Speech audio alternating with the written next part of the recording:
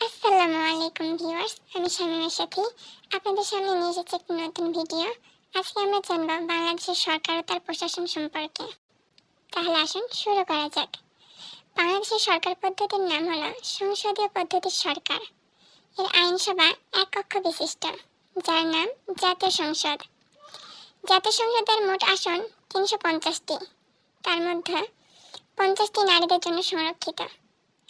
মন্ত্রণালয় রয়েছে 41টি, বিভাগ 8টি। বিভাগগুলোর নাম হলো ঢাকা, চট্টগ্রাম, রাজশাহী, খুলনা, বরিশাল, সিলেট, রংপুর ও ময়মনসিংহ। বিভাগগুলোর মধ্যে সবথেকে বড় বিভাগ হলো চট্টগ্রাম এবং সবচেয়ে ছোট বিভাগ হলো ময়মনসিংহ।